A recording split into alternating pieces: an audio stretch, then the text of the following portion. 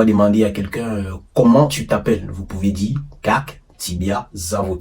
Kak Tibia Zavut, on va le décortiquer simplement en disant Kak, c'est comme Kak, le K-A-K, vous le lisez, c'est exactement comme vous voyez. Tibia, vous allez dire tibia comme le tibia, le pied, le tibia du pied. Donc vous dites Kak Tibia et puis Zavut. Zavut, c'est Z-A-V-O-U-T. Salut très chers abonnés, bienvenue sur la chaîne Le Pays.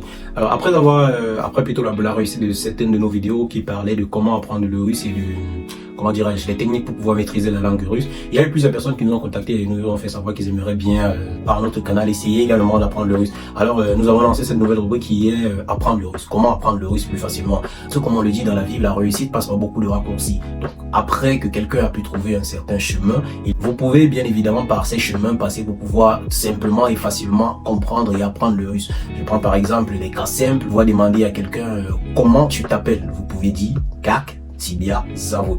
Kak Tibia Zavut, on va le décortiquer simplement en disant Kak, c'est comme Kak, le K-A-K, vous le lisez, c'est exactement comme vous voyez. Tibia, vous allez dire tibia comme le tibia, le pied, le tibia du pied. Donc vous dites Kak Tibia et puis Zavut. Zavut, c'est Z-A-V-O-U-T. Donc vous dites exactement Kak Tibia Zavut. Ce sont des petites techniques comme ça que nous avons essayé de condenser à plusieurs pour pouvoir essayer de décortiquer de façon plus simple et plus rationnelle pour vous permettre à vous qui nous suivez de pouvoir essayer d'apprendre ou bien de comprendre des expressions ou des mots russes. Alors on va sans plus tarder plonger directement dans la première partie qui est celle que nous allons vous présenter aujourd'hui, l'alphabet russe. Alors très chers abonnés, voici ce qu'on appelle l'alphabet russe avec plusieurs lettres qui ont quelques similitudes avec l'alphabet français, notamment on a peut-être la première lettre A, on a peut-être cette voyelle-ci, on a également cette voyelle-ci que vous remarquez certainement, on a cette lettre que vous connaissez très certainement, celle-ci aussi, et beaucoup d'autres lettres que vous pourrez remarquer. L'alphabet russe découle bien évidemment de l'alphabet cyrillique. Pour ceux qui font un peu de recherche, on utilise aujourd'hui depuis le 18e siècle cet alphabet qui comporte notamment 33 lettres, mais aujourd'hui les principaux 31 lettres qu'on a utilisées sont celles qui sont couramment utilisées.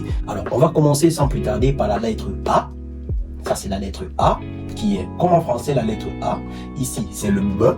Ça c'est le B qui s'écrit avec sa façon particulière B.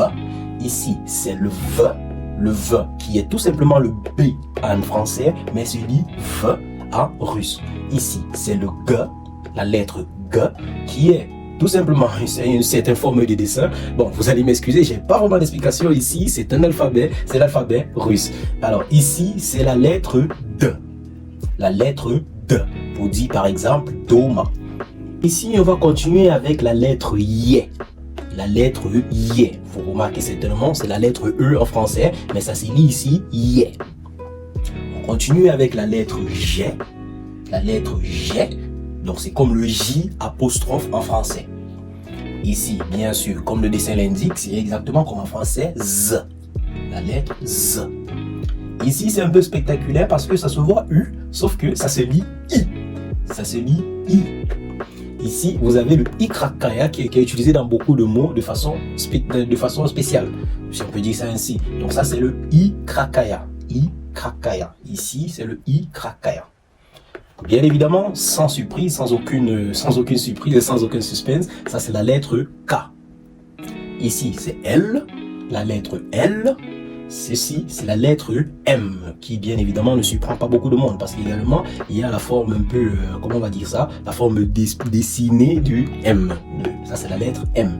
Et si vous avez remarqué, il y a un peu une certaine prononciation parce qu'en français c'est bien évidemment K-L-M-O-N-P. Vous voyez un peu. Donc c'est pratiquement la même chose ici. Il y a le K, le L, le M et ensuite le N. Ici c'est N. Ça se voit peut-être H, mais sachez que c'est N. L-M-N-O-P. Ici, c'est donc le O. Sans aucune surprise, bien évidemment, vous réécrivez le O comme en français. Là, on va continuer avec la lettre P. Ceci, c'est la lettre P. En minuscule, ça s'écrit peut-être N, mais ça se lit P. Ça se lit P. Donc, vous pouvez écrire papa. Ça va s'écrire, par exemple, peut-être Nana. Vous aurez plusieurs exemples prochainement. Ici, c'est la lettre P. Excusez-moi de vous dire qu'ici, au lieu d'être P, c'est plutôt la lettre R. C'est plutôt la lettre R. Donc ça c'est R. Comme vous pouvez voir, ça peut être la forme de P. P en majuscule, P en minuscule, mais ça se lit R. On continue directement avec la prochaine lettre qui est la lettre S. Vous voyez, c'est tellement un gros C. Comment dirais-je, chaque alphabet, bien évidemment, a sa façon d'écrire et sa phonétique. Ici, vous avez la lettre S. qui est bien évidemment écrit C, mais ça se lit S. Au fur et à mesure, avec des exemples, vous comprendrez bien le sens et vous allez facilement pouvoir l'appliquer. Ici, on voit bien évidemment la majuscule T, mais ça s'écrit M en minuscule. T qui veut dire T et M également en minuscule, mais qui veut toujours dire T. Ok, après la lettre T, on continue avec la lettre U. Ça, c'est la voyelle U. U qui est Y, mais ça se dit U.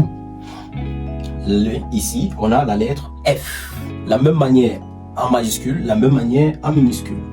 Ici, on a le K. Le K, c'est un collage de K et H. K. Donc, c'est un K et H qui est écrit, mais vous le lisez, un K et H. Je vais écrire ça ici comme ça, K, H, mais ça se lit tout simplement K. K, comme Karacho. Karacho. Voilà. Dans d'autres vidéos, vous allez voir plusieurs façons de l'écrire et puis vous allez également voir la façon de prononcer. Alors ici, on a le ts. Ici, on a le ts. On a le ts. Justement, pour écrire par exemple, pour dire par exemple fleur, on dit tsvieti. Donc ça se lit ts. T-S-E. Ts. Ici, différemment de ceci, ça se lit ch. Ça se lit ch. Le ch. Donc c'est comme un T, C, H. Le ch. On continue donc avec la suite. On a ici le ch. On a ch. On a ici ch. Comme C, H tout simplement. Ici, on a miekiznak. Ici, on a miekiznak. Bon, c'est généralement pour diminuer la tonalité sur certains mots, dans certaines phrases. Par exemple, vous aurez, comment dirais-je, comme je vais reprendre un petit exemple ici. C'est vrai qu'on aura d'autres vidéos qui vont pouvoir expliquer tout cela. Mais ici, je vais vous prendre par exemple l'exemple je vais vous prendre par exemple Léonel. Vous voyez, voici le miekiznak. Voici le miekiznak à la fin. Pour ne pas dire Lianel. Pour ne pas crier Lianel. On arrête. Donc c'est une façon de mettre la tonalité dans les mots. C'est pour mettre la tonalité sur les expressions. Donc ici, on a le E. Le E. Le U. On va prononcer ceci plus tard. Donc après cette lettre-ci, on a la prochaine lettre qui est E. Ça, c'est le E. On continue sans plus tarder avec la prochaine lettre qui est U. La prochaine lettre qui est U. C'est comme une sorte d'infini et tout. Donc ça se dit U. Voilà. Et ici, on a Ya. On a Ya. Et ici, pour terminer, on a la lettre Yo. On a la lettre Yo. Alors, très chers abonnés, c'était tout pour la vidéo d'aujourd'hui. J'espère que vous avez pris le temps de noter les expressions que vous n'avez pas pu maîtriser. On aura dans la prochaine vidéo, la façon d'écrire toutes les lettres qu'on a vues sur l'alphabet français. Donc, je vous invite comme ça à cliquer sur la prochaine vidéo pour ne surtout pas manquer comment on écrit cela. À très bientôt. Bye bye.